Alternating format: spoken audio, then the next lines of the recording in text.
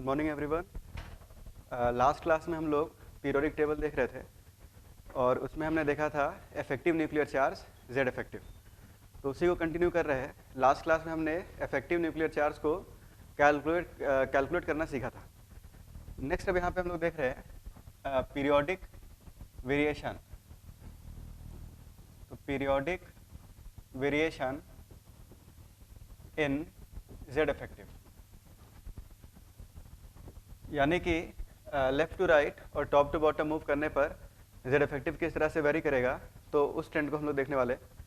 तो इसमें सबसे पहला है variation of Z effective in a period. तो variation of Z effective in a period, तो एक पीरियड में अगर हम लोग देखें जेड इफेक्टिव जो है लेफ्ट टू राइट मूव करने पर इंक्रीज करता है। इंक्रीज क्यों करता है, इसका रीज़न भी है कि जैसे हर एटम के सेंटर पे न्यूक्लियस है और ये हो गया आपका वैलेंस इलेक्ट्रॉन। तो लेफ्ट टू राइट मूव करने पर न्यूक्लियस में एक प्रोटॉन बढ़ेगा और साथ ही में इलेक्ट्रॉन भी बढ़ेगा। तो Q1 Q2 की वैल्यू बढ़ जाएगी। तो फोर्स ऑफ अट्रैक्शन जो है इलेक्ट्रॉन्स पे बढ़ेगा, फोर्स ऑफ अट्रैक्शन बढ़ेगा, यानी कि जो जेड इफेक्टिव है वो भी बढ़ेगा। तो जो ट्रेंड है लेफ्ट टू राइट मूव करने पर, सबसे पहले ट्रेंड याद होना चाहिए कि on moving left to right in a period, left to right in a period,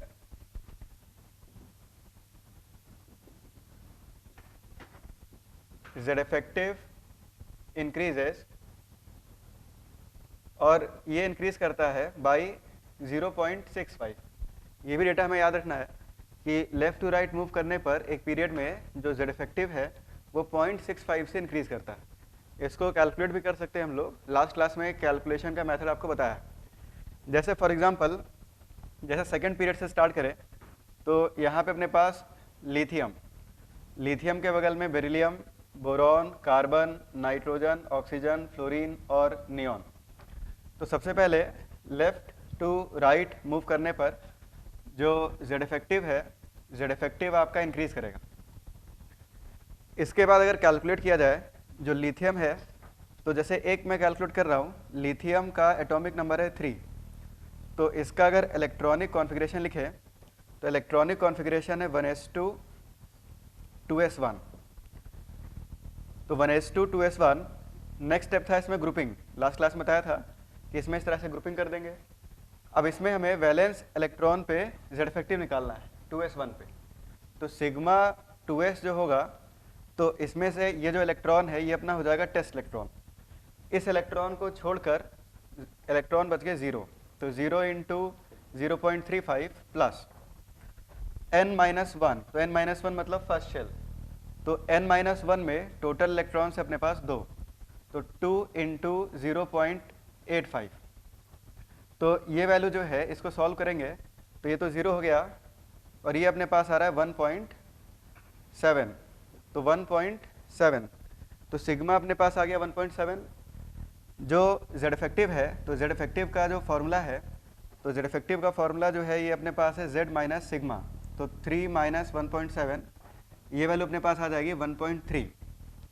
यानी कि जो लिथियम है इसका जो जेड इफेक्टिव है वो अपने पास आएगा 1.3।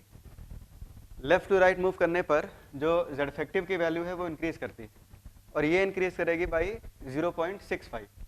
तो बेरिलियम जो है इसका अगर जेड इफेक्टिव निकालना है तो हम सीधा बता सकते हैं 1.3 में 0.65 ऐड कर दे, यानी बेरिलियम का जो जेड इफेक्टिव है वो अपने पास हो जाएगा 1.95। इस तरह से 0.65 ऐड करते चले जाएंगे। लेफ्ट टू राइट जो है वो जेड इफेक्टिव इस तरह से इंक्रीज करेगा। अच्छा, 0.65 वैल्यू कहाँ से आया, तो इसको भी समझ ले कि जब एक एक इलेक्ट्रॉन इंक्रीज करेगा, जैसे यहाँ पे जब एक एक इलेक्ट्रॉन इंक्रीज करेगा 2s या 2p में, तो सिग्मा जो है, सिग्मा जो है ये 0.35 से इंक्रीज करेगा। Sigma increases by 0.35। क्यों? क्योंकि यहाँ पे भाई पहले 0 इलेक्ट्रॉन था, अभी एक इलेक्ट्रॉन, ठीक ना, जैसे जैसे इलेक्ट्रॉन बढ़ता जाएगा लेफ्ट टू राइट इलेक्ट्रॉन बढ़ेगा। तो इलेक्ट्रॉन बढ़ेगा तो सिग्मा की वैल्यू 0.35 से इंक्रीज करती जाएगी। तो सिग्मा 0.35 से बढ़ेगा। जेड इफेक्टिव का जो फॉर्मूला है तो z effective equal to z minus sigma. z जो है ये +1 से बढ़ेगा लेफ्ट टू राइट, और सिग्मा जो है ये 0.35 से इंक्रीज करेगा। तो इसमें जो z है, z 1 से बढ़ेगा, सिग्मा 0.35 से बढ़ेगा, तो 1 माइनस 0.35, तो 1 माइनस 0.35 ये वैल्यू आ जाएगी 0.65, यानी कि जो z इफेक्टिव है ये 0.65 से इंक्रीज करता है। अब इस रिजल्ट को हमें याद रखना है कि किसी भी पीरियड में जब हम लेफ्ट टू राइट मूव करेंगे तो z इफेक्टिव हमेशा इंक्रीज करेगा। S और P ब्लॉक में, D ब्लॉक के लिए अलग केस है, D ब्लॉक को अलग से देखेंगे। तो लेफ्ट टू राइट मूव करने पर z इफेक्टिव 0.65 से इंक्रीज करेगा। इसके बाद नेक्स्ट है वेरिएशन अक्रॉस द पीरियड, तो इसको मिटा रहे हैं। नेक्स्ट है इसमें वेरिएशन अक्रॉस द पीरियड। अगर कोई डाउट हो तो कमेंट में उसको लिखना, ठीक ना। डाउट यहाँ जो भी डाउट आएगा उसको चैट सेक्शन में आप लिख सकते हो। नेक्स्ट है इसमें variation across the period, sorry variation across the group. तो वेरिएशन अक्रॉस द ग्रुप, एक ग्रुप में अगर देखा जाए तो हालांकि इसका कोई एप्लीकेशन नहीं है, कोई यूज़ नहीं है, लेकिन जो ट्रेंड है वो हमें याद होना चाहिए। डाउन द ग्रुप मूव करने पर z की वैल्यू भी बढ़ती है और वैलेंस शेल भी बढ़ता है। तो वैलेंस शेल के बढ़ने के कारण जो फोर्स ऑफ अट्रैक्शन है वो डिक्रीज कर जाता है, और फोर्स ऑफ अट्रैक्शन डिक्रीज करेगा, साथ ही साथ फोर्स ऑफ अट्रैक्शन इंक्रीज भी करेगा। क्यों? क्योंकि न्यूक्लियस में प्रोटॉन की संख्या इंक्रीज करेगी। तो होता क्या है कि जो z इफेक्टिव है वो कांस्टेंट हो जाता है। तो on moving down the group, on moving down the group move करने पर पहले तो ट्रेंड यहाँ समझ ले, z effective first increases. z effective जो है पहले 3 पीरियड तक इंक्रीज करता है एंड देन रिमेन्स कांस्टेंट। उसके बाद ये आपका कांस्टेंट हो जाता है। फॉर एग्जांपल, जैसे इसको एक एग्जांपल से समझे, जैसे अपने पास हाइड्रोजन के नीचे lithium, sodium, potassium, rubidium, caesium. तो इसके लिए अगर z इफेक्टिव देखा जाए तो हाइड्रोजन के लिए जो z इफेक्टिव की वैल्यू है वो आएगी 1। एक प्रोटॉन है, एक इलेक्ट्रॉन है, तो उस टेस्ट इलेक्ट्रॉन को कोई शील्ड करने के लिए है ही नहीं, तो वो इलेक्ट्रॉन जो है वो एक प्रोटॉन का चार्ज फील करेगा। तो हाइड्रोजन के लिए z इफेक्टिव अपने पास आएगा 1। लिथियम के लिए अभी कैलकुलेट किया हमने, इसके लिए z इफेक्टिव आएगा 1.3। सोडियम के लिए जब हम लोग कैलकुलेट करेंगे तो ये वैल्यू आ जाएगी 2.2 z इफेक्टिव की वैल्यू। इसके बाद जब पोटेशियम के लिए वैल्यू कैलकुलेट करेंगे तो ये भी 2.2 आती है, रुबिडियम के लिए भी 2.2 और सीसियम के लिए भी 2.2। यानी कि यहाँ से डेटा से हमें दिख रहा है कि z इफेक्टिव सबसे पहले इंक्रीज कर रहा है, पहले 3 पीरियड तक इंक्रीज करेगा और उसके बाद कांस्टेंट हो जाएगा। कांस्टेंट इसलिए हो जाएगा क्योंकि यहाँ पे शेल नंबर काफ़ी ज़्यादा, शेल नंबर क्योंकि इंक्रीज कर रहा है तो रेडियस काफ़ी ज़्यादा इंक्रीज कर जाता है, और रेडियस इंक्रीज करने के कारण जो फोर्स ऑफ अट्रैक्शन है वो डिक्रीज कर जाता है। तो जितने प्रोटॉन बढ़े उसको शेल जो है या डिस्टेंस फैक्टर काउंटर बैलेंस कर देता है। तो नेट जो z इफेक्टिव है वो इसमें हमें सेम मिलता है। तो डाउन द ग्रुप जो ट्रेंड है वो हमें ध्यान रखना है कि सबसे पहले जो z इफेक्टिव है वो पहले 3 पीरियड तक इंक्रीज करेगा स्लाइटली, और उसके बाद ये कांस्टेंट हो जाएगा। तो ओवरऑल हमने ये देखा कि लेफ्ट टू राइट मूव करने पर z इफेक्टिव इंक्रीज करता है और ये 0.65 से इंक्रीज करता है। टॉप टू बॉटम हालांकि इतना इंपॉर्टेंट नहीं है, पर ट्रेंड याद होना चाहिए हमें कि टॉप टू बॉटम मूव करने पर जो z इफेक्टिव है वो स्लाइटली पहले इंक्रीज करेगा, उसके बाद फिर ये कांस्टेंट हो जाएगा। अब हम लोग अपने मेन टॉपिक पे आ रहे हैं, पीरियोडिक प्रॉपर्टीज़ पे। तो नेक्स्ट है इसमें पीरियोडिक प्रॉपर्टीज़। कोई डाउट होगा तो उसको कमेंट सेक्शन में लिखना, जो चैट सेक्शन में, तो उसको यहीं पे सॉल्व कर लेंगे।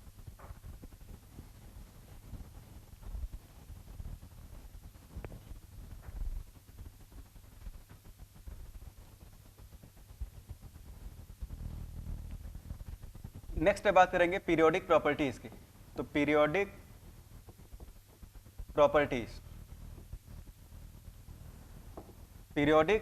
प्रॉपर्टीज़ कौन सी प्रॉपर्टीज़ है ऐसी प्रॉपर्टीज़ जो सर्टेन टाइम इंटरवल पर रिपीट हो, तो ऐसी प्रॉपर्टीज़ को बोलते हैं हम लोग पीरियोडिक प्रॉपर्टी। अब पीरियोडिक टेबल में सर्टेन टाइम इंटरवल पर रिपीट होता है इलेक्ट्रॉनिक कॉन्फ़िगरेशन।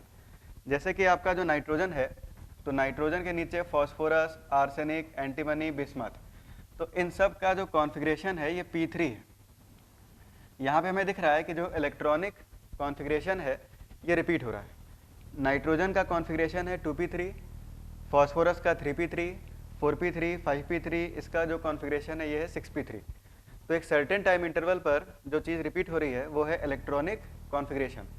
तो यहाँ से हम बोल सकते हैं क्योंकि पीरियोडिक टेबल में इलेक्ट्रॉनिक कॉन्फ़िगरेशन एक सर्टेन टाइम इंटरवल पर रिपीट हो रहा है, इस कारण से ऐसी प्रॉपर्टीज़ जो इलेक्ट्रॉनिक कॉन्फ़िगरेशन से डायरेक्टली रिलेटेड है वो प्रॉपर्टीज़ पीरियोडिक प्रॉपर्टीज़ कहलाएंगी। तो पीरियोडिक प्रॉपर्टीज़ आप किसको बोलोगे? Those properties which are directly related with the electronic configuration, है ना? those properties which are directly linked या related with the electronic configuration, with the electronic configuration। इसका रीज़न अगर कोई पूछ ले आपसे तो बता देना भाई कि पीरियोडिक टेबल में सर्टेन टाइम इंटरवल पर जो चीज़ रिपीट हो रही है वो है इलेक्ट्रॉनिक कॉन्फ़िगरेशन।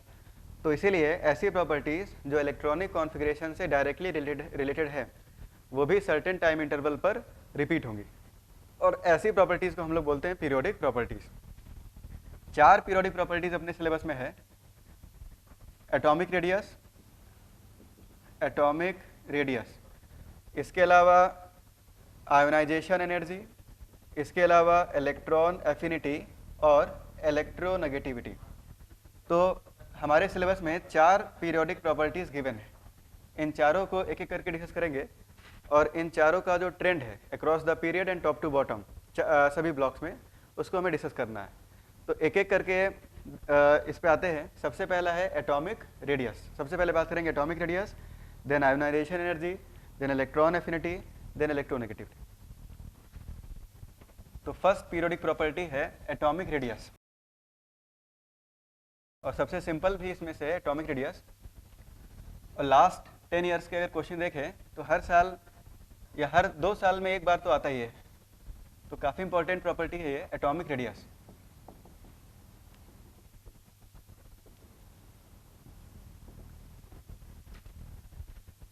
एटॉमिक रेडियस का मतलब क्या हुआ? What is atomic radius? नाम से पता चल रहा है radius of an atom. Atom का जो रेडियस है उसको बोलेंगे एटॉमिक रेडियस। इसको टेक्निकली अगर बोला जाए तो न्यूक्लियस से वैलेंस इलेक्ट्रॉन तक का जो डिस्टेंस है उस डिस्टेंस को हम लोग बोलेंगे एटॉमिक रेडियस। तो सबसे पहले अगर बात करें व्हाट इज एटॉमिक रेडियस, तो it is the distance, it is a distance of valence electron from the nucleus।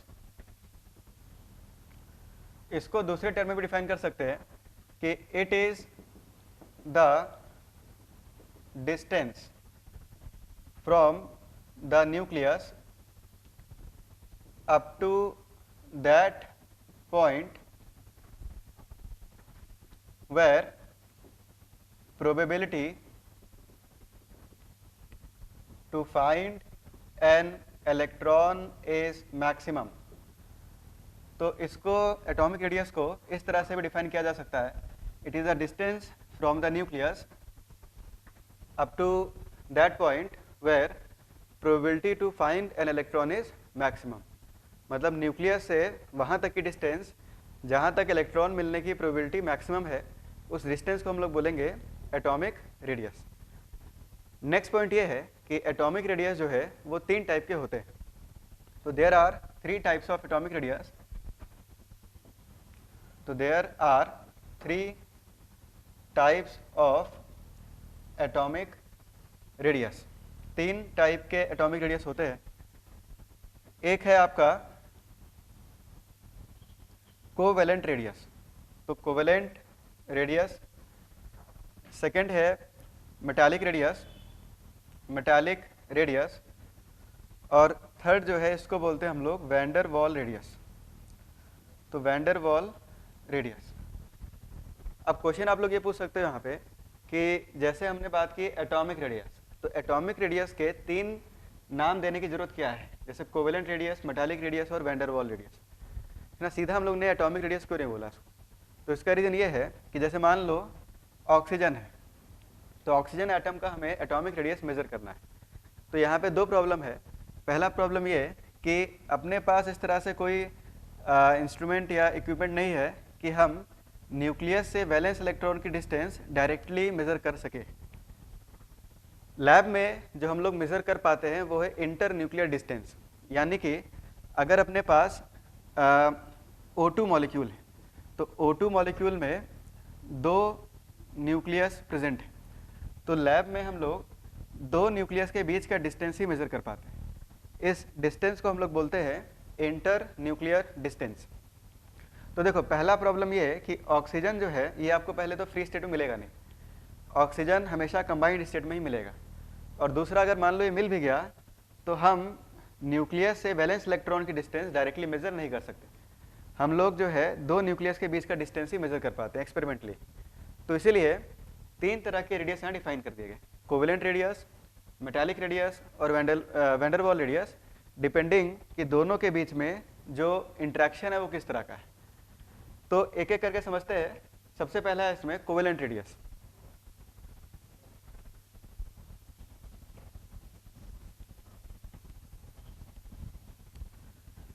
तो फर्स्ट टाइप का जो रेडियस है इसको बोलते हैं हम लोग कोवेलेंट रेडियस। तो कोवेलेंट रेडियस क्या है? It is defined as half of the internuclear distance between homonuclear diatomic molecule, जैसे O2, N2, F2, Cl2, Br2, I2। तो ये होमोन्यूक्लियर डाइएटॉमिक मॉलिक्यूल्स हैं, इनका जो इंटरन्यूक्लियर डिस्टेंस है इसका अगर हाफ कर दें तो जो रेडियस अपने पास निकल के आती है इसको हम लोग बोलते हैं कोवेलेंट रेडियस। तो what is covalent radius? It is defined as half of the internuclear distance in homonuclear diatomic molecule। homonuclear diatomic molecule, जैसे आपके पास होमोन्यूक्लियर मतलब कि दोनों न्यूक्लियस सेम होना चाहिए या दोनों जो एटम है वो सेम होना चाहिए। जैसे अगर देखा जाए, जैसे मान लो O2 है, N2 है, Cl2, Br2, F2 कोई भी है, तो उसमें यहाँ पे अपने पास इस तरह से दो एटम है और दोनों के बीच में जो बॉन्ड है ये कोवेलेंट बॉन्ड है। हमने पढ़ा है कि कोवेलेंट बॉन्ड जो है वो शेयरिंग से बनता है, तो यहाँ पे ओवरलैपिंग हो रही है।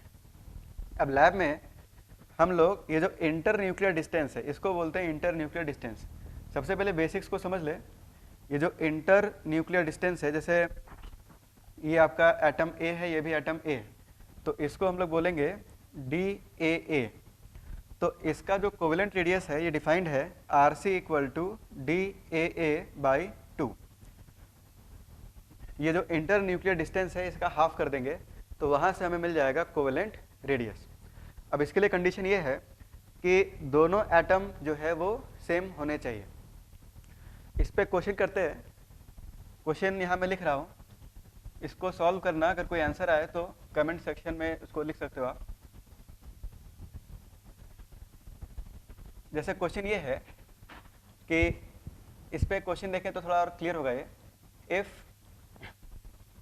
इंटर न्यूक्लियर डिस्टेंस, तो inter nuclear distance of Cl2 is 2 angstrom.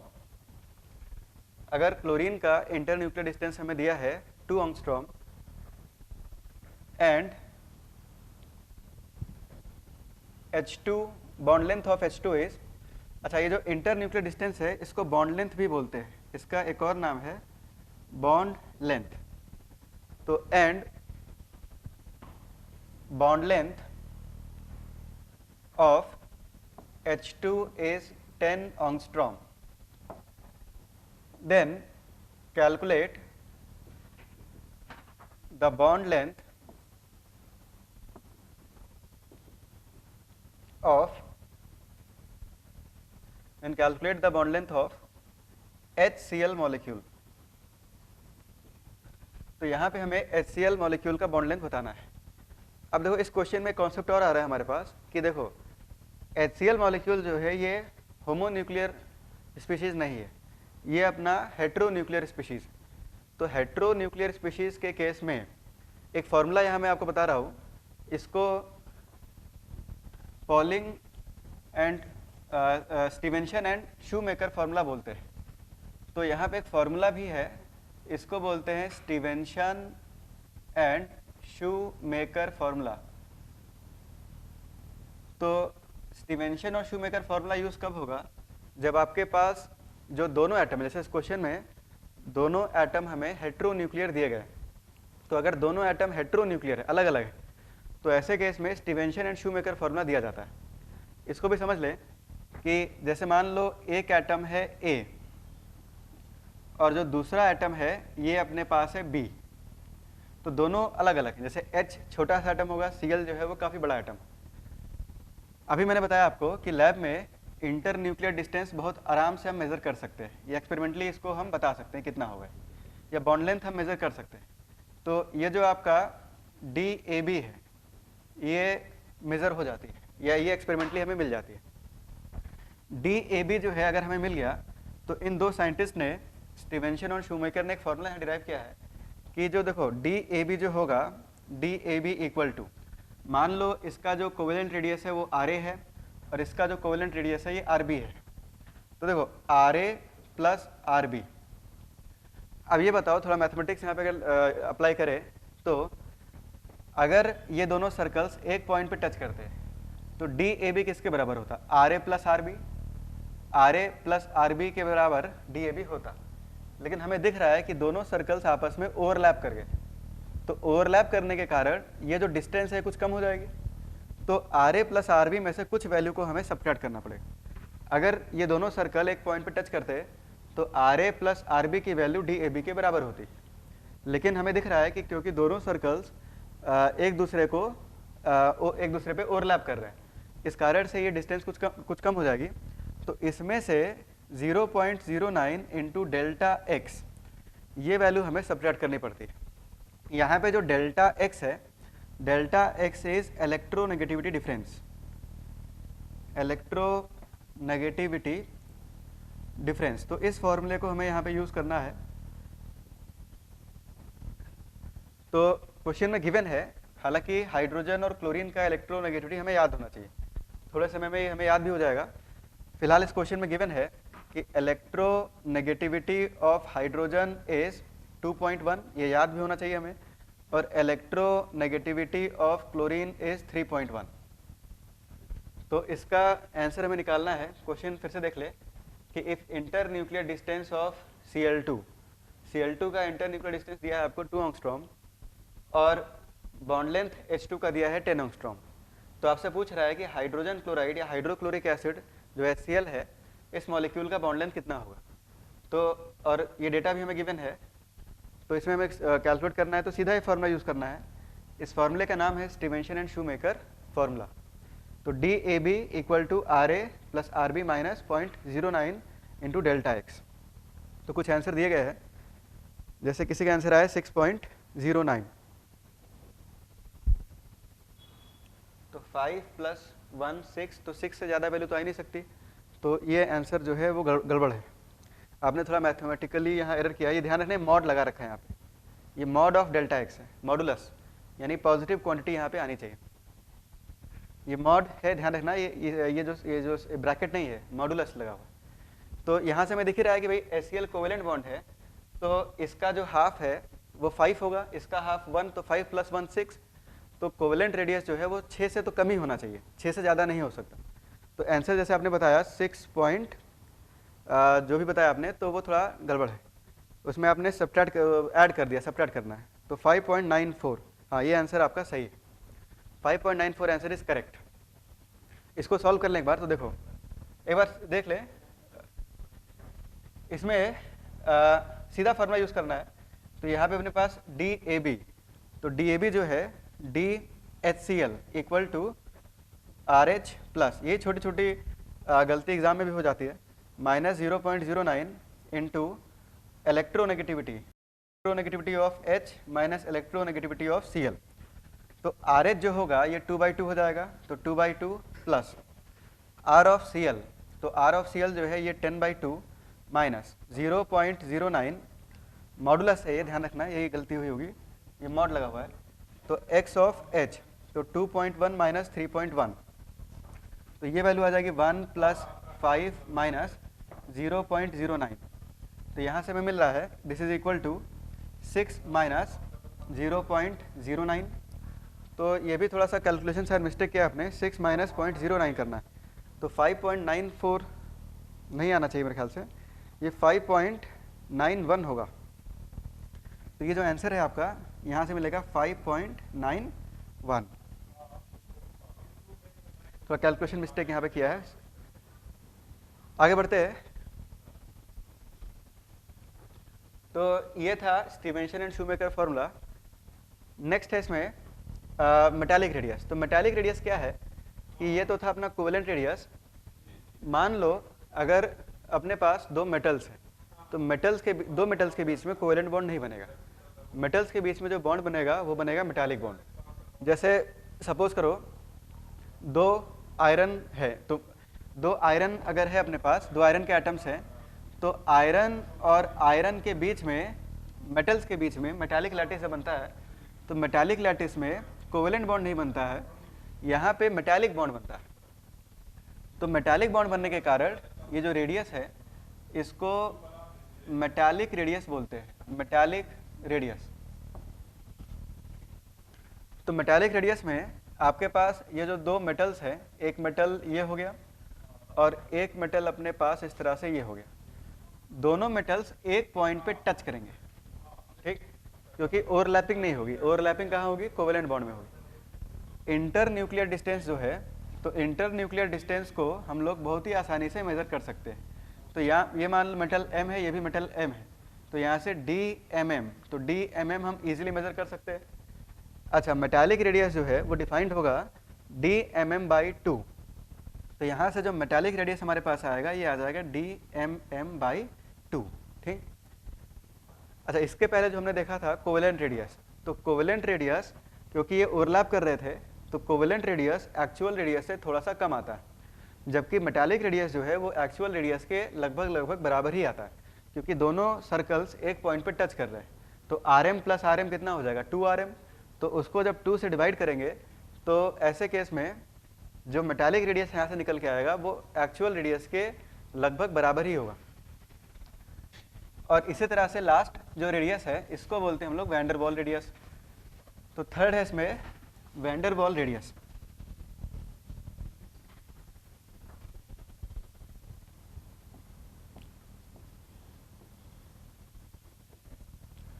तो वैन डर वाल रेडियस क्या है कि अगर दो एलिमेंट्स के बीच में या दो एटम्स के बीच में किसी प्रकार का कोई बॉन्ड अगर ना हो, तो ऐसे केस में जो रेडियस डिफाइंड है वो वैन डर वाल रेडियस डिफाइंड है। सपोज करो कि दो हीलियम के एटम्स हैं, तो दो हीलियम के बीच में कोई भी बॉन्ड बनेगा क्या? ना तो कोवेलेंट बॉन्ड बनेगा, ना मेटालिक बॉन्ड, ना आयनिक बॉन्ड, किसी प्रकार का कोई बॉन्ड नहीं बनेगा। तो ऐसे केस में जो रेडियस यहाँ डिफाइंड है वो वैन डर वाल रेडियस डिफाइंड है। तो वैन डर वाल रेडियस कब डिफाइन होता है? This radius is defined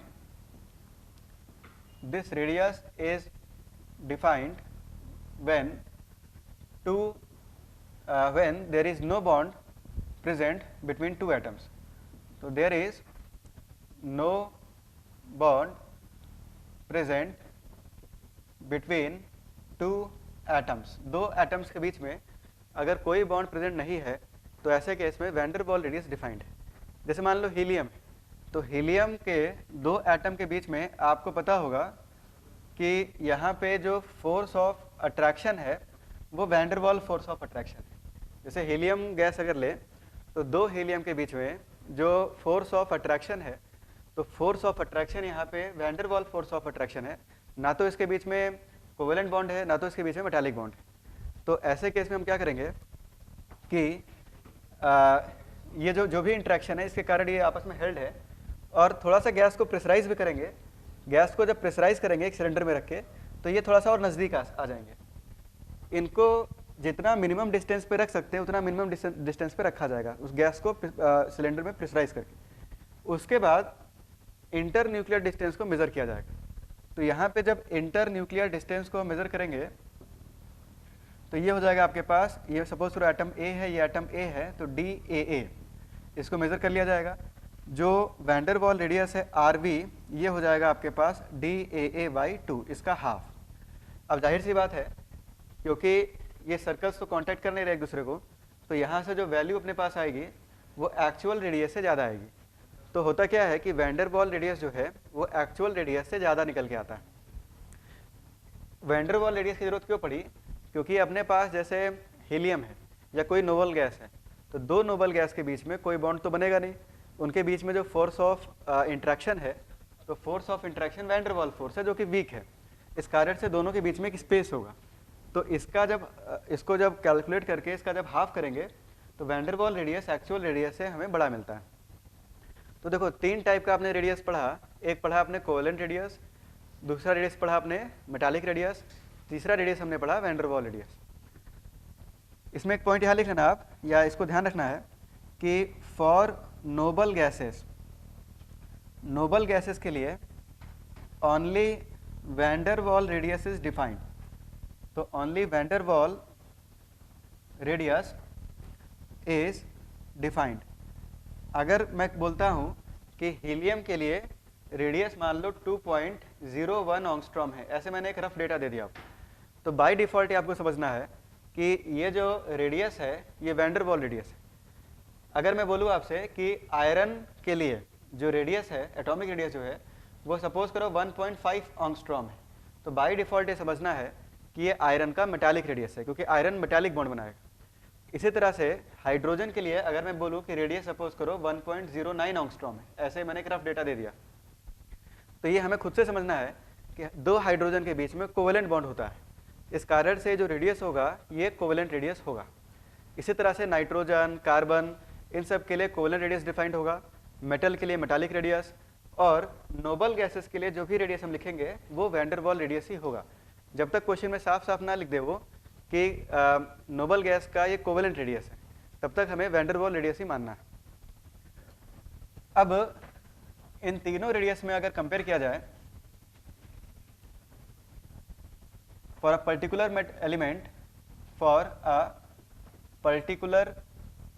element, किसी एक पर्टिकुलर एलिमेंट की अगर बात करें, if all the 3 radius are defined, अगर तीनों रेडियस हम उसके लिए डिफाइन करें, जैसे मान लो एक केस ले रहे हैं कि एक अपने पास कोई पर्टिकुलर एलिमेंट है, एक एलिमेंट है, उसके लिए तीनों रेडियस हम डिफाइन कर रहे हैं, कोवेलेंट, मेटालिक और वैंडर वॉल। तो कोवेलेंट रेडियस में आपको पता है कि ओवरलैपिंग होगा, मेटालिक रेडियस में दोनों सर्कल्स, क्योंकि ये एक लैटिस बनाएगा तो दोनों सर्कल एक पॉइंट पर टच करेंगे, और वैंडर वॉल रेडियस में दोनों एटम्स दूर दूर हैं, तो यहाँ से अपने पास RC मिलेगा, यहाँ से अपने पास RM मिलेगा, यहाँ पे अपने पास RV मिलेगा। इन तीनों में सबसे बड़ी जो वैल्यू है वो हमें कौन सी मिलेगी, कोवेलेंट, मेटालिक या वैंडर वॉल? कोई आंसर किसी का? तो इसमें साफ साफ दिख रहा है कि यहाँ पे इसका हाफ करेंगे तो बड़ी वैल्यू आएगी, उससे छोटी वैल्यू यहाँ आएगी, और सबसे छोटी वैल्यू क्योंकि ओवरलैप कर रहा है तो इस इंटर न्यूक्लियर डिस्टेंस का जब हाफ करेंगे तो सबसे कम वैल्यू यहाँ मिलेगी। तो सबसे बड़ी जो रेडियस होती है ये वैंडर वॉल रेडियस होती है। वैंडर वॉल रेडियस से काफ़ी छोटी वैल्यू मेटालिक रेडियस की होती है, और उससे स्लाइटली कम वैल्यू जो है वो कोवेलेंट रेडियस की होती है। तो ओवरऑल अगर देखा जाए तो इन तीनों में सबसे बड़ी जो वैल्यू है वो वैंडर वॉल रेडियस की होती है। इससे काफ़ी छोटी वैल्यू जो है वो मेटालिक रेडियस की है, और मेटालिक रेडियस और कोवेलेंट रेडियस ऑलमोस्ट सेम होते हैं, स्लाइटली बड़ी जो है वो अपनी मेटालिक रेडियस। आगे बढ़ते हैं, नेक्स्ट बात करेंगे, तो 3 तरह का रेडियस आपने पढ़ा। नेक्स्ट बात करेंगे periodic variation of atomic radius. अब ये खुद से समझना है कि अगर कोई मेटल है तो उसके लिए मेटालिक रेडियस हम डिफाइन करेंगे, कोई नॉन मेटल है तो कोवेलेंट रेडियस, और नोबल गैस के लिए वैंडर वॉल रेडियस। ये अब खुद से समझ में आना चाहिए। नेक्स्ट है इसमें periodic variation of atomic radius. तो periodic variation of atomic radius, तो इसमें हम लोग सबसे पहले बात करेंगे अक्रॉस द पीरियड, उसके बाद बात करेंगे हम लोग अलोंग द ग्रुप। तो सबसे पहला है इसमें अक्रॉस द पीरियड। इसमें कोई डाउट होगा तो उसको चैट में जरूर लिखना, तो उसको यहीं पे हम लोग क्लियर कर देंगे। तो सही आंसर बताया आपने कि सबसे बड़ी रेडियस वैन डेर वाल, फिर मेटालिक, और सबसे छोटी जो रेडियस है वो कोवेलेंट रेडियस है।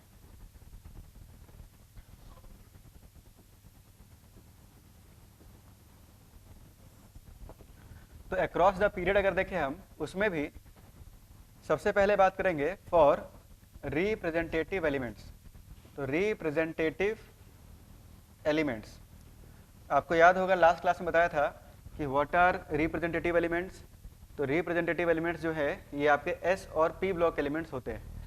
एस और पी ब्लॉक एलिमेंट्स को एक्सक्लूडिंग नोबल गैसेस, पर नोबल गैसेस को भी यहाँ हम लोग ले रहे हैं।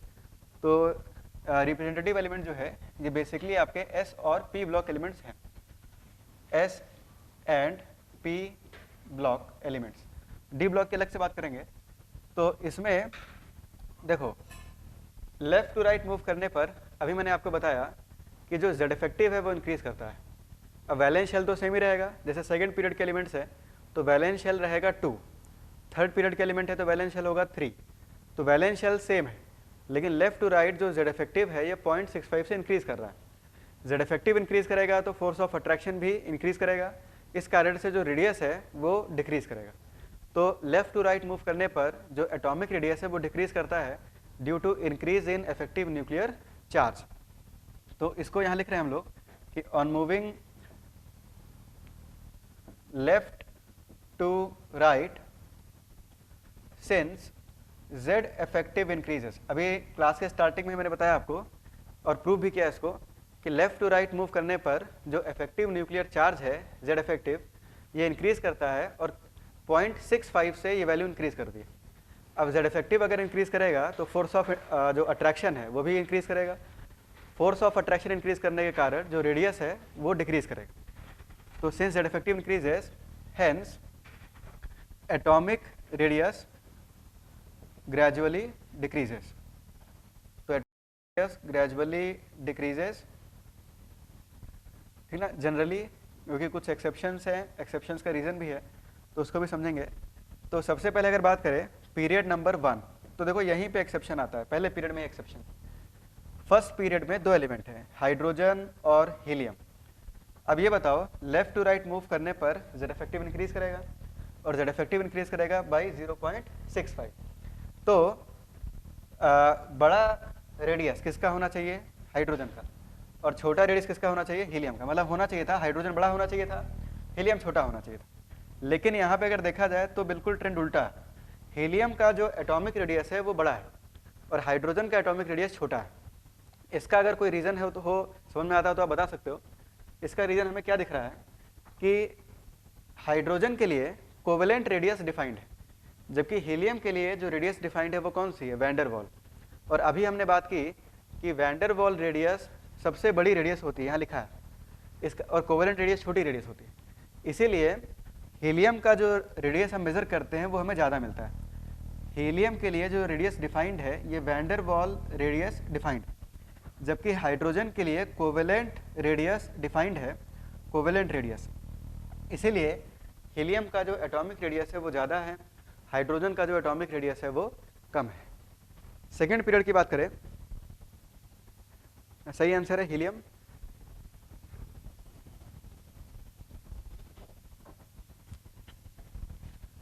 सेकेंड पीरियड की अगर बात करें तो देखो पीरियड नंबर 2 में सबसे पहला एलिमेंट है आपके पास लिथियम। लिथियम के बाद beryllium, boron, carbon, nitrogen, oxygen, fluorine और नियॉन। तो इसमें अगर देखा जाए तो लेफ्ट टू राइट मूव करने पर जो जेड इफेक्टिव की वैल्यू है वो इंक्रीज करेगी और ये 0.65 से इंक्रीज करेगी। तो जेड इफेक्टिव इंक्रीज करेगा तो साइज डिक्रीज करना चाहिए। तो साइज जब डिक्रीज करेगा तो सबसे बड़ा जो रेडियस है वो लिथियम का, उससे छोटा beryllium, boron, carbon, nitrogen, oxygen, fluorine. अब कायदे से देखा जाए तो सबसे छोटा जो रेडियस है वो किसका होना चाहिए, नियॉन का होना चाहिए, लेकिन नियॉन का जो एटॉमिक रेडियस है वो इन सबसे ज़्यादा है। पीरियड 2 में नियॉन का रेडियस इन सबसे ज़्यादा है। इसका रीज़न आप क्या बता सकते हो? आप कोई आपसे रीज़न पूछ ले तो रीज़न अभी बताया मैंने कि जो नियॉन है, नियॉन के लिए वैंडर वॉल रेडियस डिफाइंड है, जो कि इन सबसे बड़ी वैल्यू होती है। तो वैंडर वॉल रेडियस इसके लिए डिफाइंड है, जबकि लिथियम से लेकर फ्लोरीन तक इनके लिए या तो मेटालिक रेडियस डिफाइंड है या फिर इनके लिए कोवेलेंट रेडियस डिफाइंड है, कोवेलेंट रेडियस। तो मेटालिक रेडियस और कोवेलेंट रेडियस में बहुत डिफरेंस नहीं होता, लेकिन वैंडर वॉल रेडियस जो है ये मेटालिक और कोवेलेंट से काफ़ी बड़ी होती है। इसीलिए नियॉन का जब रेडियस हम लोग एक्सपेरिमेंटली मेज़र करते हैं तो वो वैल्यू काफ़ी ज़्यादा मिलती है। बाकी सब में ये वैल्यू जो है लगभग बराबर ही है। और लेफ्ट टू राइट क्योंकि जेड इफेक्टिव इंक्रीज करेगा तो वैलेंस शेल पे जो फोर्स ऑफ अट्रैक्शन है वो इंक्रीज करेगा, और फोर्स ऑफ अट्रैक्शन इंक्रीज करेगा तो साइज जो है वो डिक्रीज हो जाएगा।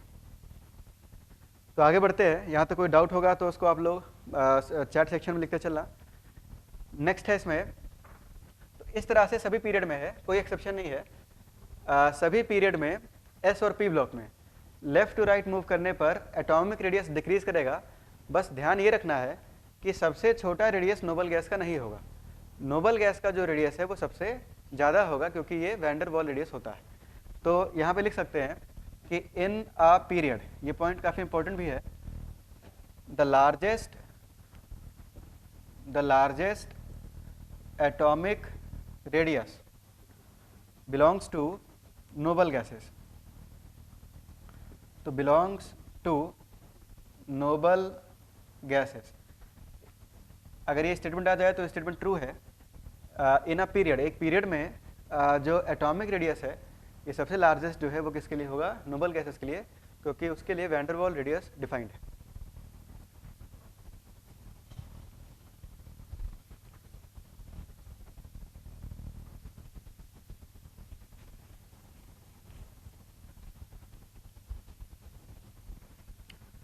नेक्स्ट है इसमें फॉर डी ब्लॉक। अब इसको थोड़ा ध्यान से समझेंगे। सेकंड है फॉर डी ब्लॉक एलिमेंट्स।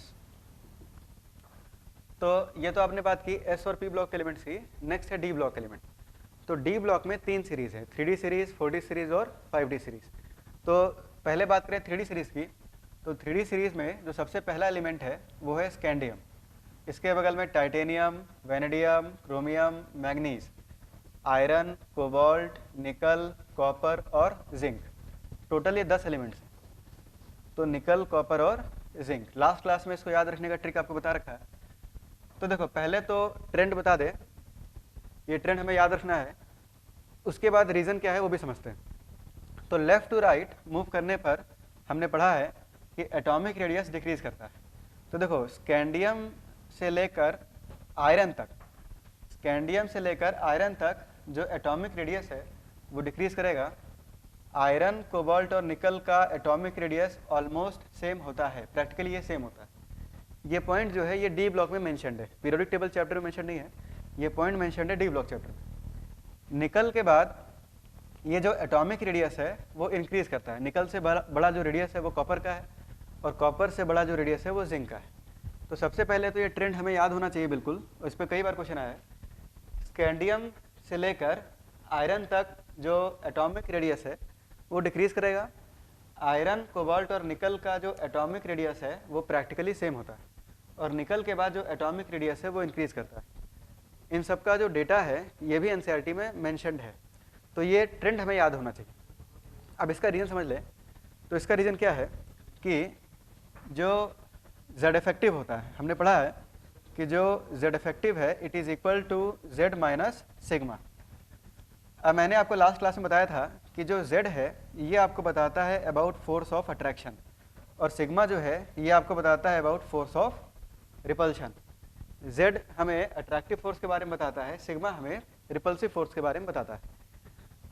अब इसको यहाँ पे इस तरह से समझें, इसको मैं फिर से एक बार रिवाइज करवा दूँ जो मैं बताने जा रहा हूँ कि जैसे आपके पास एक न्यूक्लियस है और ये आपका वैलेंस शेल है। अब हम लोग जब लेफ्ट टू राइट मूव करेंगे तो लेफ्ट टू राइट मूव करने पर एटॉमिक नंबर इंक्रीज करता है। ये हमारे पास वैलेंस इलेक्ट्रॉन या टेस्ट इलेक्ट्रॉन हो गया। अब इस टेस्ट इलेक्ट्रॉन पे दो तरह का फोर्स है, एक है force of attraction, force of attraction nucleus के कारण है, ठीक, और इसके ऊपर एक दूसरा फोर्स है जो कि है आपका फोर्स ऑफ रिपल्शन। तो इस पे दो तरह के फोर्स हैं, फोर्स ऑफ अट्रैक्शन और फोर्स ऑफ रिपल्शन। अब लेफ्ट टू राइट मूव करने पर जब एटॉमिक नंबर बढ़ेगा तो एक प्रोटॉन बढ़ेगा न्यूक्लियस में, तो प्रोटॉन जब बढ़ेगा तो Z की वैल्यू इंक्रीज करेगी, Z की वैल्यू इंक्रीज करेगी मतलब फोर्स ऑफ अट्रैक्शन भी इंक्रीज करेगा। लेकिन एक प्रोटॉन इंक्रीज करने के साथ साथ एक इलेक्ट्रॉन भी इंक्रीज कर रहा है। वैलेंस शेल या इनर शेल में भी पॉसिबल है कि एक इलेक्ट्रॉन जो है वो इंक्रीज करे।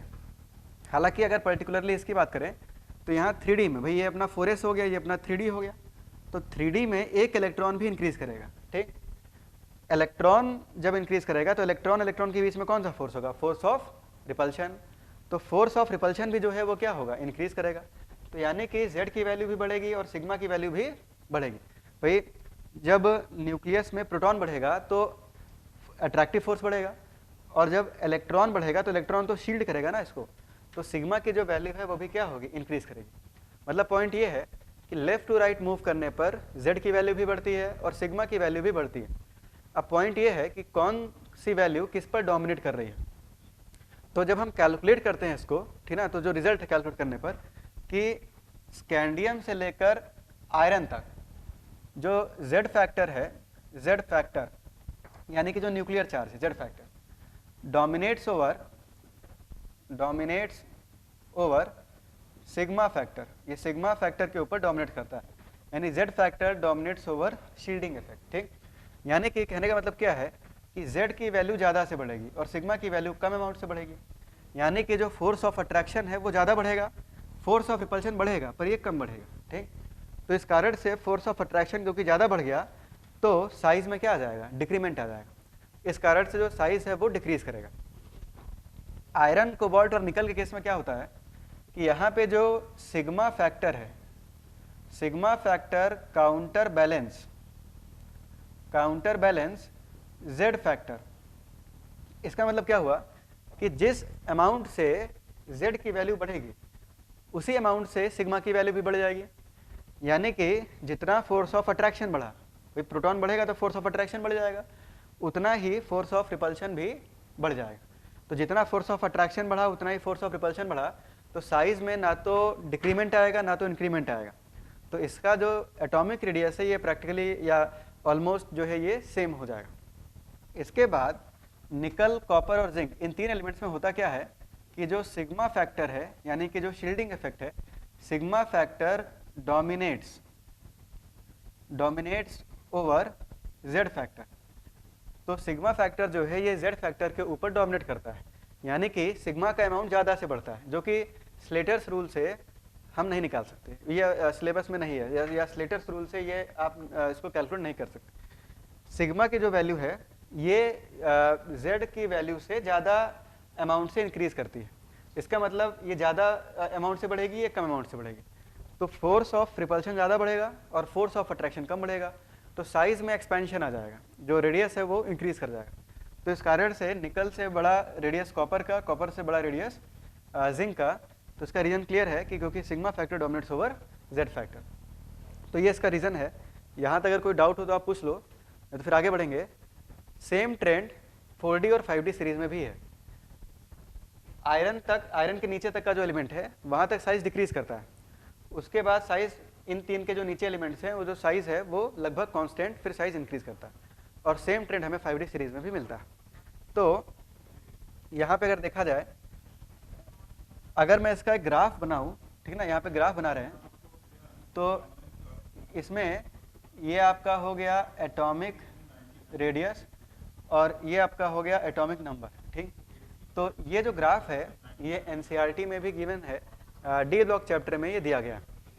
तो इसमें स्कैंडियम से लेकर आयरन तक जो रेडियस है वो डिक्रीज करता है। Scandium, titanium, vanadium, chromium, manganese और उसके बाद आयरन। तो स्कैंडियम से लेकर आयरन तक जो रेडियस है वो कंटिन्यूसली डिक्रीज करती है। आयरन, कोबाल्ट, निकल, तो आयरन, कोबाल्ट और निकल का जो रेडियस है वो सेम है, और निकल के बाद ये जो रेडियस है ये इंक्रीज करता है, कॉपर और जिंक। अब इसमें इतना ही याद रखना सफिशिएंट है। ये सब जनरली कोई पूछता नहीं है कि जिंक किसके ऊपर होगा किसके नीचे होगा।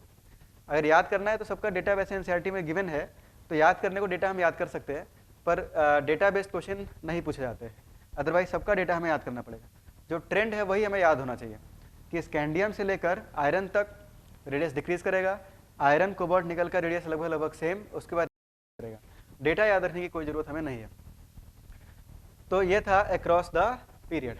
तो अक्रॉस द पीरियड हमने बात की सबसे पहले एस ब्लॉक पी ब्लॉक, उसके बाद हमने बात की डी ब्लॉक। नेक्स्ट अब बात करेंगे periodic variation of atomic radius in a group.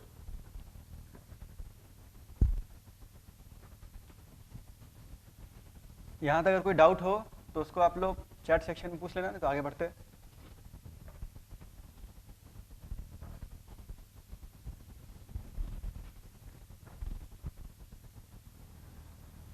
Next है इसमें variation of atomic radius in a group.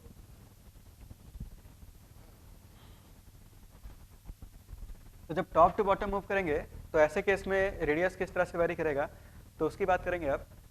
तो इसमें जो है, इसमें भी दो केस है। सबसे पहले बात करेंगे फॉर रिप्रेजेंटेटिव एलिमेंट्स। तो फॉर रिप्रेजेंटेटिव एलिमेंट्स यानी कि एस और पी ब्लॉक एलिमेंट्स, और फिर बात करेंगे डी ब्लॉक एलिमेंट्स। तो इसमें देखो एस पी ब्लॉक में सारा ही बना रहा हूँ, कहीं से भी कोई क्वेश्चन आ जाए तो वो हम कर सकते हैं। हाइड्रोजन, इसके नीचे है lithium, sodium, potassium, rubidium, caesium और फ्रांशियम। फ्रांशियम रेडियो एक्टिव है, इसकी बात नहीं करते हैं। लिथियम के बगल में beryllium, magnesium, calcium, strontium, barium. अच्छा, इसमें आपको याद होगा कि ये first period, second, third, fourth, fifth और सिक्स्थ। फोर्थ पीरियड में यहाँ पे 3D सीरीज है, यहाँ पे 4D सीरीज है, यहाँ पे अपने पास 5D सीरीज है। इसके बाद डी ब्लॉक के बाद नेक्स्ट आएगा पी ब्लॉक। तो पी ब्लॉक में जो सबसे पहला एलिमेंट है अपने पास वो है बोरॉन। बोरॉन फैमिली यहाँ से शुरू होगी सेकेंड पीरियड से। यहाँ पे बोरॉन, इसके बगल में carbon, nitrogen, oxygen, fluorine, neon. Neon के ऊपर हीलियम, बोरॉन के नीचे है aluminium, gallium, indium, thallium. Carbon के नीचे सिलिकॉन, जर्मेनियम, टिन और lead, phosphorus, arsenic, antimony, bismuth, sulphur, selenium, tellurium, polonium, fluorine, chlorine, bromine, iodine, astatine, helium, neon, argon, krypton, xenon और radon. इसका ट्रिक भी हमने देख ही रखा है, ये याद कैसे करना है।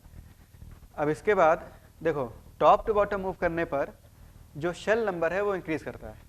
भाई फर्स्ट पीरियड के एलिमेंट का जो बैलेंस शेल होगा वो फर्स्ट शेल होगा, इनका second shell, third, fourth, fifth, sixth. तो टॉप टू बॉटम मूव करने पर शेल नंबर बढ़ेगा, और शेल नंबर बढ़ेगा तो एटॉमिक रेडियस भी बढ़ जाएगा। तो इसमें वेरिएशन जो है वो सिंपल सा है, ये आपको पता भी है कि on moving top to bottom move करने पर पूरा का पूरा एक शेल नंबर जो है वो इंक्रीज कर जाएगा, और एक शेल नंबर इंक्रीज करने के कारण जो रेडियस है वो भी इंक्रीज कर जाएगा।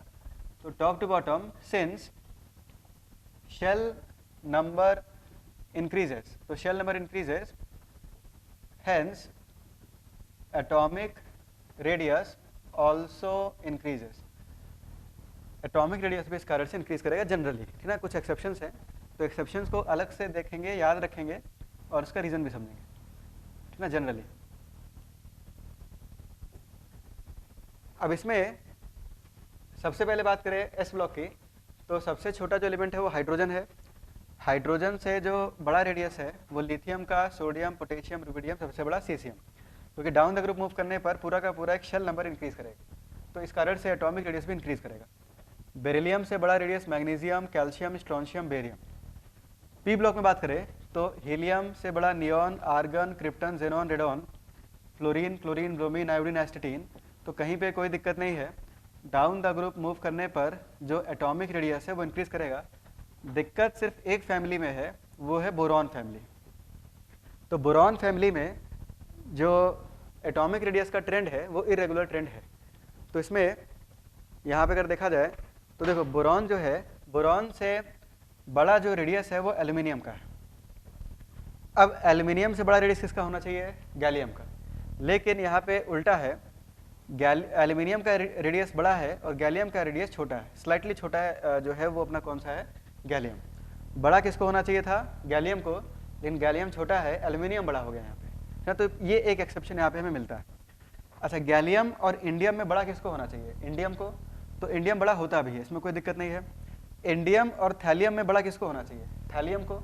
यहाँ भी थैलियम बड़ा होता है, लेकिन इन दोनों के बीच में रेडियस का जो डिफरेंस है वो नेग्लिजिबल है, यानी इन दोनों का साइज ऑलमोस्ट जो है वो सेम है। तो यहाँ पे देखो दो दिक्कत आती है।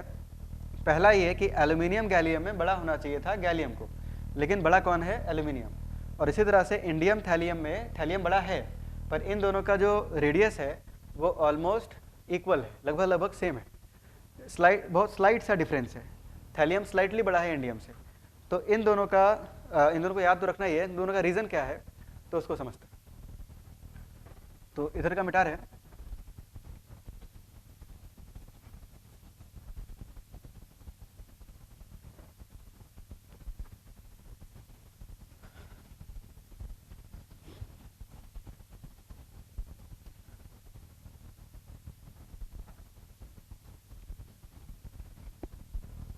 ये चैट नीचे कैसे जाएगा, और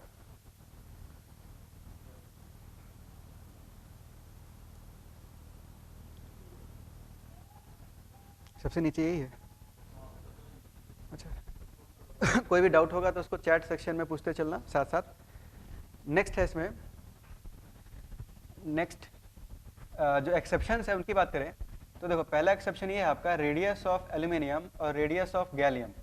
कायदे से देखा जाए तो गैलियम का रेडियस बड़ा होना चाहिए था, क्योंकि इसमें शेल नंबर एक ज़्यादा है, लेकिन जो रेडियस है वो एल्यूमिनियम का ज़्यादा है और ये स्लाइटली ज़्यादा है, बहुत डिफरेंस भी नहीं है। लेकिन अगर कोई पूछ ले कि बड़ा रेडियस किसका है, तो बड़ा रेडियस है एल्यूमिनियम का और छोटा रेडियस किसका है, गैलियम का। इसका रीज़न समझ लें आप। रीज़न ये है कि देखो, जो एल्यूमिनियम है तो ये एल्यूमिनियम यहाँ पे अभी हमने बनाया था कि ये है आपका 3D, 4D और 5D। ये 3D सीरीज़ हो गया, इसको फिर से बना रहा हूँ, ये 4D सीरीज़, ये 5D सीरीज़। यहाँ पे था अपना बोरॉन, बोरॉन के नीचे था एल्यूमिनियम, इसके नीचे गैलियम, इंडियम और थैलियम। बोरॉन सेकंड पीरियड का एलिमेंट है, एल्यूमिनियम जो है वो थर्ड पीरियड का एलिमेंट है, ठीक। ये सेकंड पीरियड का, ये थर्ड पीरियड का, गैलियम फोर्थ, फिफ्थ और ये सिक्स्थ पीरियड का एलिमेंट है। अब देखो, बोरॉन से बड़ा एल्यूमिनियम है, इसमें कोई दिक्कत नहीं है।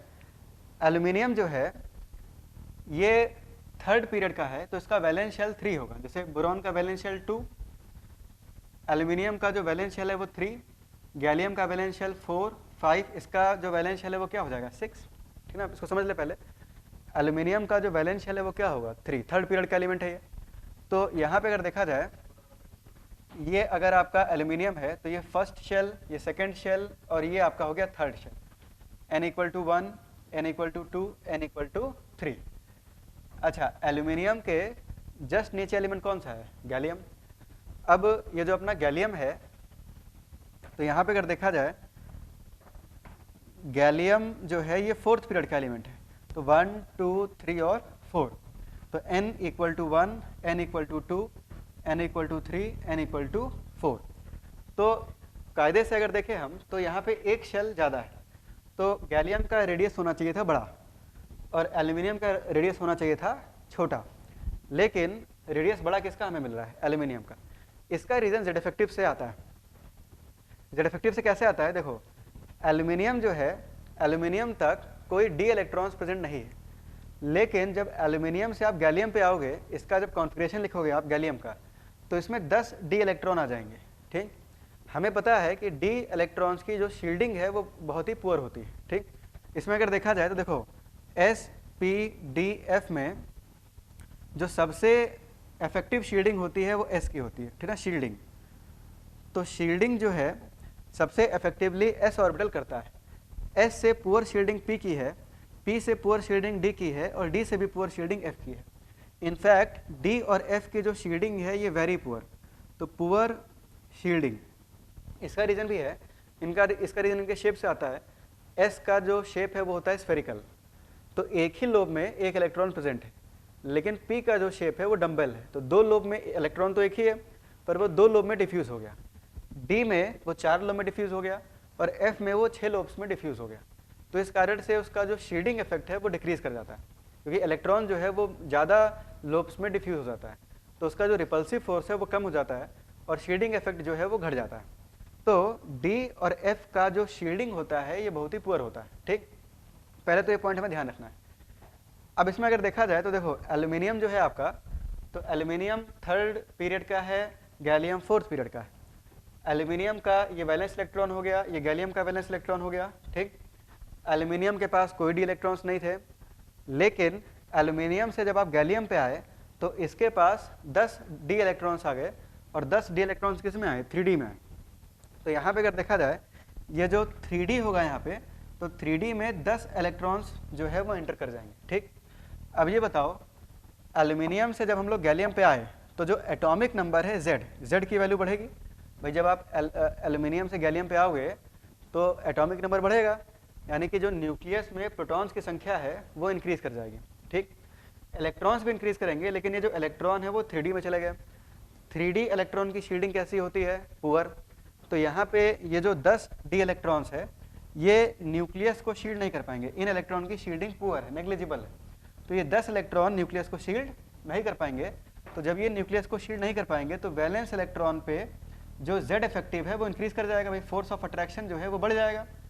फोर्स ऑफ अट्रैक्शन बढ़ जाएगा तो जो साइज है उसमें डिक्रीमेंट आ जाएगा। भाई ये इसको अपनी तरफ खींचेगा तो साइज में जो है वो डिक्रीमेंट आ जाएगा। तो इन दोनों का साइज लगभग जो है वो सेम हो जाएगा। इसको मैथमेटिकली का समझे तो Z इफेक्टिव इक्वल टू होता है Z माइनस सिग्मा।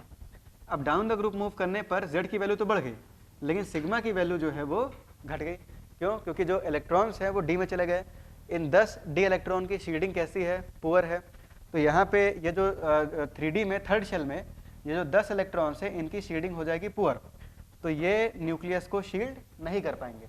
तो वैलेंस इलेक्ट्रॉन पे जो Z इफेक्टिव है या फोर्स ऑफ अट्रैक्शन जो है वो इंक्रीज कर जाएगा, और फोर्स ऑफ अट्रैक्शन जब इंक्रीज कर जाएगा तो साइज में डिक्रीमेंट आ जाएगा, और इस कारण से इन दोनों का साइज अप्रॉक्सीमेटली सेम हो जाएगा। इनफैक्ट गैलियम का साइज छोटा हो जाएगा, एल्यूमिनियम का साइज जो है वो बड़ा हो जाएगा।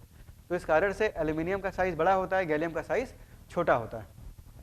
तो इसमें यहाँ पे आप लिख सकते हो कि एक लाइन में अगर मैं इसको कंक्लूड करूँ कि गैलियम हैज़ 10 3D इलेक्ट्रॉन्स। कोई अगर इसका रीजन पूछ ले गैलियम का साइज छोटा क्यों है, तो gallium has 10 3D electrons which have poor shielding, जिनका जो शील्डिंग है वो काफ़ी पुअर है। अच्छा, डी से भी पुअर शील्डिंग किसका है, एफ का है। तो विच है poor shielding due to which Z effective on the valence electron increases and there is contraction in size.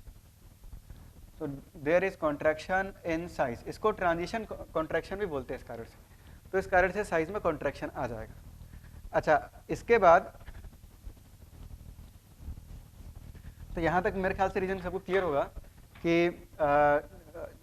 Gallium aluminium में कैसे कंपेयर किया है। नेक्स्ट यहाँ पे थैलियम और इंडियम की बात करें तो इसमें देखो है क्या कि यहाँ पे अपने पास था boron, aluminium, gallium, indium, thallium. तो बोरॉन से बड़ा एल्यूमिनियम हो गया। अब मैंने अभी बताया एल्यूमिनियम और गैलियम में बड़ा कौन है, एल्यूमिनियम। गैलियम इंडियम में बड़ा कौन है, इंडियम। अच्छा, अब देखो इन दोनों में ही गैलियम के पास भी 3D इलेक्ट्रॉन्स है, इंडियम के पास भी डी इलेक्ट्रॉन्स है, 4D इलेक्ट्रॉन्स है। भाई इसके पास भी डी इलेक्ट्रॉन है, इसके पास भी डी इलेक्ट्रॉन है, दोनों के पास डी इलेक्ट्रॉन है। तो हिसाब तो बराबर हो गया। लेकिन गैलियम जो है वो 4th पीरियड का है और इंडियम जो है वो 5th पीरियड का है। तो शेल नंबर जब बढ़ेगा तो जो रेडियस है वो इंक्रीज कर जाएगा। लेकिन इंडियम से जब हम लोग थैलियम पे आते हैं तो ये 5D सीरीज का हो जाता है, और 5D सीरीज का होगा साथ ही साथ इसमें F इलेक्ट्रॉन्स भी आ जाएंगे। F इलेक्ट्रॉन की शील्डिंग और भी पुअर होती है, और शील्डिंग पुअर होने के कारण जो वैलेंस शेल है उस पर Z इफेक्टिव इंक्रीज कर जाएगा। Z इफेक्टिव इंक्रीज करने से अगेन साइज में कॉन्ट्रैक्शन आ जाएगा, और इन दोनों का जो रेडियस है वो ऑलमोस्ट सेम हो जाएगा। इसको मैं फिर से एक बार प्रूफ करके बता रहा हूँ क्योंकि ये टर्म बार बार भी यूज़ होगा। इसको लैंथेनॉइड कॉन्ट्रैक्शन बोलते हैं। तो यहीं पे इसको समझ ले, जिससे आगे इसको डायरेक्ट यूज़ करेंगे कि इंडियम जो है, इंडियम आपका 5th पीरियड का एलिमेंट है। ये हो गया इंडियम। तो 1 2 3 4 और 5, ये n इक्वल टू 5 हो गया, ठीक। और जो थैलियम है, तो थैलियम जो है 1 2 3 4 5 6, तो n इक्वल टू 6, ये 6 पीरियड का एलिमेंट है। तो इन दोनों में साइज बड़ा किसका होना चाहिए था? थैलियम का, ठीक। अब देखो इंडियम के पास भी d इलेक्ट्रॉन्स है, थैलियम के पास भी d इलेक्ट्रॉन्स है, लेकिन थैलियम के पास साथ ही साथ f इलेक्ट्रॉन्स भी प्रेजेंट है। इसके पास 14 f इलेक्ट्रॉन्स प्रेजेंट है। तो यहाँ पे जो n इक्वल टू 4 है, या जो 4f ऑर्बिटल है, इसमें 14 इलेक्ट्रॉन्स प्रेजेंट है, ठीक। इन 14 इलेक्ट्रॉन की जो शील्डिंग है, तो इन 14 इलेक्ट्रॉन की शील्डिंग बहुत ही पुअर है या नेग्लिजिबल शील्डिंग है। तो ये 14 इलेक्ट्रॉन न्यूक्लियस को शील्ड नहीं कर पाएंगे, और न्यूक्लियस को जब ये शील्ड नहीं कर पाएंगे तो वैलेंस इलेक्ट्रॉन पे जो जेड इफेक्टिव है वो क्या होगा? इंक्रीज कर जाएगा।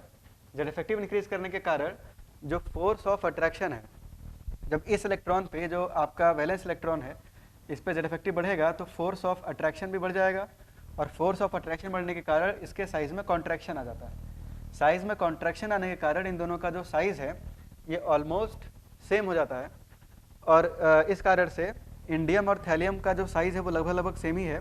स्लाइटली बड़ा थैलियम ही है, लेकिन उससे ज़्यादा साइज छोटा इंडियम है, या इन दोनों का रेडियस ऑलमोस्ट सेम है। यहाँ पे एक नाम दिया गया है, इस कॉन्ट्रैक्शन को लैंथेनॉइड कॉन्ट्रैक्शन भी बोलते हैं। तो this contraction is known as lanthanoid contraction. इन 14f इलेक्ट्रॉन के कारण जो कॉन्ट्रैक्शन आया है इसको हम लोग लैंथेनॉइड कॉन्ट्रैक्शन बोलेंगे। तो व्हाट इज लैंथेनॉइड कॉन्ट्रैक्शन, इसको यहीं पे लिख लें कि thallium has 14f electrons which have poor shielding, जिनकी जो शील्डिंग है वो काफ़ी पुअर है, due to which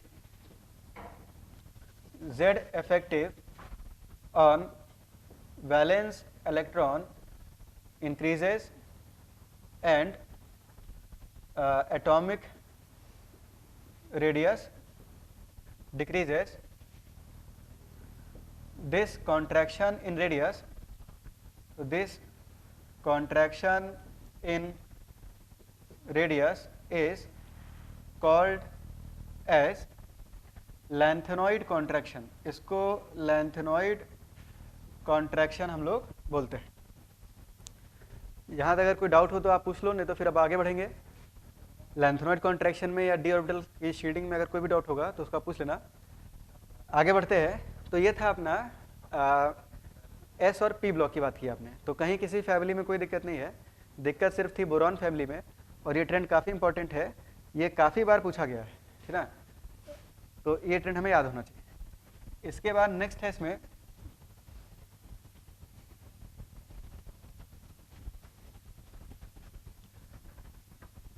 in D block. तो सेकंड है वेरिएशन इन डी ब्लॉक। तो डी ब्लॉक में वेरिएशन अगर देखें हम तो देखो, अब रीजन आप लोग बताओगे, ठीक ना। रीजन आप लोग तैयार है ना? रीजन आप बताओगे। Radius of 3D series, radius of 4D series और रेडियस ऑफ 5D सीरीज।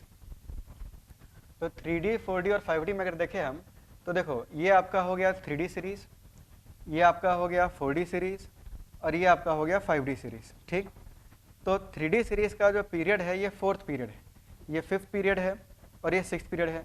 तो डाउन द ग्रुप जब हम लोग मूव करेंगे तो शेल नंबर इंक्रीज कर जाएगा, और शेल नंबर जब इंक्रीज करेगा तो जो रेडियस है वो भी इंक्रीज कर जाएगा। तो 3D सीरीज से जो बड़ा रेडियस है वो 4D सीरीज का होता है। 3D सीरीज से बड़ा रेडियस किसका होगा? 4D सीरीज का। लेकिन 4D और 5D सीरीज का जो रेडियस है ये ऑलमोस्ट सेम होता है, ठीक ना। फिर से रिपीट कर रहा हूँ मैं, 4D सीरीज और 5D सीरीज का जो एटॉमिक रेडियस है वो ऑलमोस्ट सेम है। तो क्वेश्चन ये है कि इनका रेडियस ऑलमोस्ट सेम क्यों है? इसका रीजन अभी मैंने बताया, यहाँ लिखा भी हुआ है। This is due to lanthanoid contraction. तो यहाँ पे बस एक लाइन में लिखेंगे इसको, this is due to lanthanoid contraction. Lanthanoid contraction के कारण, ठीक ना। क्यों? क्योंकि देखो जो 4D सीरीज है तो 4D सीरीज में कोई f इलेक्ट्रॉन तो है नहीं, लेकिन जो 5D सीरीज है इसमें 4f 14 f इलेक्ट्रॉन्स है, और इन f इलेक्ट्रॉन की शील्डिंग है पुअर, तो वैलेंस शेल पे जो जेड इफेक्टिव है वो इंक्रीज कर जाएगा, और जेड इफेक्टिव इंक्रीज करने से साइज जो है वो डिक्रीज कर जाएगा।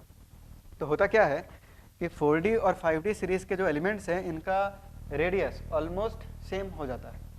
जैसे क्वेश्चन पूछा गया था नीट में, आपको एक मटेरियल मिला है, उसमें प्रीवियस ईयर क्वेश्चन है, तो उसको आप सॉल्व करोगे तो क्वेश्चन मिलेगा। तो क्वेश्चन ये है कि टाइटेनियम, हाफनियम और जर्कोनियम, इसमें आपको टाइटेनियम, जर्कोनियम और हाफनियम, तो जर्कोनियम और हाफनियम इसमें हमें रेडियस कंपेयर करना है।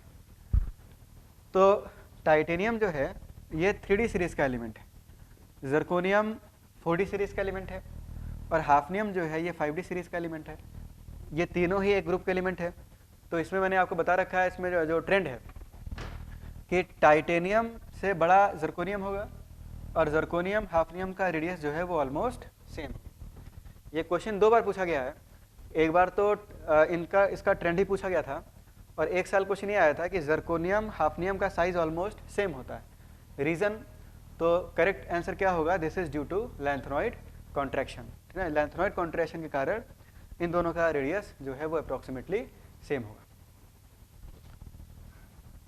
आगे बढ़ते हैं, यहाँ तो कोई डाउट नहीं है किसी को। तो ये था वेरिएशन अलोंग द ग्रुप। तो हमने देखा variation along the period, variation along the group. Next अब बात करेंगे आयोनिक रेडियस की।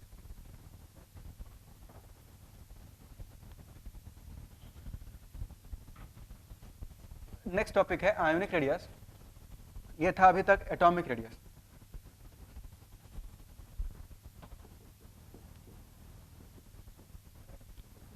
आयनिक रेडियस की बात करें अगर, तो नाम से पता चल रहा है आयनिक रेडियस मतलब रेडियस ऑफ आयन। तो आयनिक रेडियस मींस, यहीं पे लिख रहे हैं इसको, ionic radius means radius of ion. आपको पता है कि आयन जो है वो 2 टाइप के होते हैं, कैटायन और एनायन। कैटायन मतलब पॉजिटिवली चार्ज्ड स्पीसीज, ठीक ना, ये किसी एटम या किसी मॉलिक्यूल पे हो सकता है। और एनायन मतलब नेगेटिवली चार्ज्ड स्पीशीज। तो नेगेटिवली चार्ज स्पीशीज को हम लोग एनायन बोलते हैं। ठीक, दोनों को एक एक करके देखेंगे। सबसे पहले बात करें कैटायंस की। तो फर्स्ट इसमें अगर हम लोग देखें कैटायंस, तो कैटायंस के केस में, ठीक है ना, जैसे मान लो एक एलिमेंट है आपके पास A, तो A से अगर हमने एक इलेक्ट्रॉन रिमूव किया तो यहाँ से बन जाएगा A+, से एक और इलेक्ट्रॉन अगर रिमूव किया तो A2+, से एक और इलेक्ट्रॉन रिमूव किया तो A3+, एंड सो ऑन। एक इलेक्ट्रॉन और रिमूव करेंगे तो A4+, ठीक ना, A5+, जो है ये इस तरह से बनेगा। अब इलेक्ट्रॉन को इस तरह से हम लोग रिमूव करते जाएंगे। अब यहाँ पे अगर देखा जाए तो ये बताओ, क्वेश्चन है कि मान लो A का एटॉमिक नंबर है Z, तो A+ का एटॉमिक नंबर कितना होगा, Z-1 होगा या Z होगा? तो A+ का एटॉमिक नंबर भी Z ही होगा, Z-1 नहीं होगा, इसको ध्यान रखेंगे। जैसे कार्बन है, इसका एटॉमिक नंबर 6 है, कार्बन प्लस का भी एटॉमिक नंबर तो 6 ही होगा ना। तो इसका भी एटॉमिक नंबर Z, इसका भी एटॉमिक नंबर Z, इसका भी एटॉमिक नंबर Z। तो एटॉमिक नंबर सेम रहेगा, इलेक्ट्रॉन एक एक करके रिमूव कर रहे हैं। अब समझने के लिए इस तरह समझें कि मान लो Z की वैल्यू 10 है, तो मान लो Z की वैल्यू अगर 10 है तो पहले 10 प्रोटॉन मिलकर 10 इलेक्ट्रॉन को अट्रैक्ट कर रहे हैं। अब हमने क्या किया, एक इलेक्ट्रॉन को रिमूव कर दिया तो इलेक्ट्रॉन कितने बच गए, 9। तो पहले 10 मिलकर 10 को खींच रहे थे, अब एक इलेक्ट्रॉन निकल गया तो 10 मिलकर 9 को खींचेंगे, तो फोर्स ऑफ अट्रैक्शन जो है वो बढ़ जाएगा, तो रेडियस में डिक्रीमेंट आ जाएगा। एक इलेक्ट्रॉन और निकलेगा जब, तो ऐसे केस में 8 इलेक्ट्रॉन बचेंगे। तो प्रोटॉन तो अभी भी कितने हैं, 10 ही हैं, 10 प्रोटॉन मिलकर 8 को खींच रहे हैं, तो साइज में और डिक्रीमेंट आ जाएगा। ऐसे करते करते अगर सपोज करो हमने 9 इलेक्ट्रॉन्स निकाल दिए, तो इलेक्ट्रॉन कितने बच जाएंगे, 1। वो 10 प्रोटॉन मिलकर एक इलेक्ट्रॉन को खींच रहे हैं, तो फोर्स ऑफ अट्रैक्शन और बढ़ जाएगा और साइज जो है वो डिक्रीज होता जाएगा। मतलब कि जैसे जैसे इलेक्ट्रॉन हम निकालते जाएंगे साइज में डिक्रीमेंट आता चला जाएगा। तो Ra, Ra+, Ra2+, Ra3+ and so on. तो जैसे जैसे इलेक्ट्रॉन को रिमूव करते जाएंगे साइज में डिक्रीमेंट आता चला जाएगा। तो आज के लिए इतना ही। नेक्स्ट क्लास में एनायन से हम लोग शुरू करेंगे। कोई डाउट होगा तो आप लोग पूछ लेना। Thank you.